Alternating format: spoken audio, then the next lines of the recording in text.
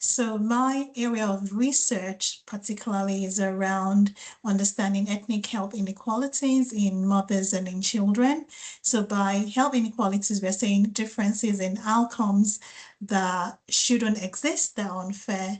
And what we're trying to do is to better understand how this is patterned so we can actually identify the right point in time to intervene, but not just to intervene, but to actually have policy-led interventions. That's where we can have the greatest gain for everyone.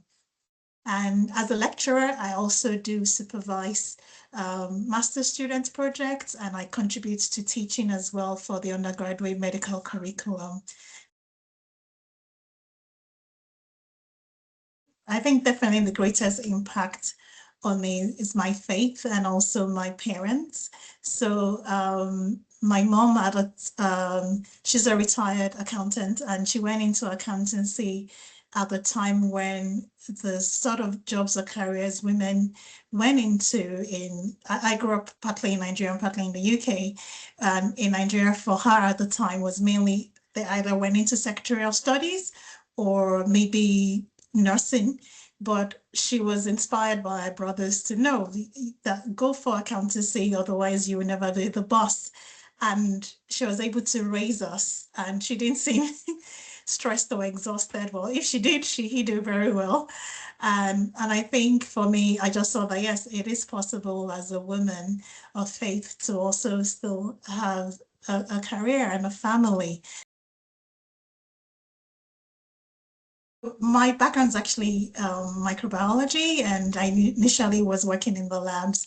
And the first thing I saw was I was like, no, I don't think I could possibly have children working in the labs, because I'm talking about close to nearly 20 years now. Yeah, nearly 20 years when I finished uni and I was working in the labs. I love microbiology, but I just thought, no, I don't see how this is very practical, because that was a very male-dominated space. There weren't a lot of initiatives that we now have that young graduates can access.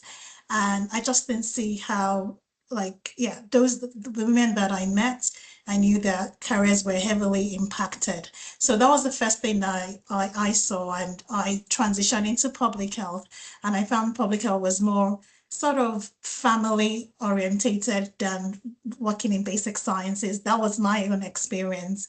And even along the way, I think is also the major challenge is always a sense of progress, especially depending on different life stages that you find yourself, and just redefining what success means and not being too hard on yourself. So I think it's, yes, just navigating how life as well, and as being a woman in maybe spaces that are not so family friendly. Well, I'll say go for it. Dream big. Let your dreams scare you.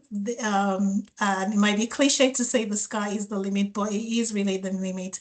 And I think, yes, there's still barriers that women face, no doubt. I won't deny that. And depending on what part of the world that they are in, those barriers are more pronounced than others. But even with that, you can stand, you know that there are others who've gone before you, and you can stand on, you can build on what they've built and even improve on that further. So if there's a burning passion in you, and there's something you can do to change things, there's still so many unanswered questions, especially with women's health. Go for it. And yes, there's loads of people that you can draw support from.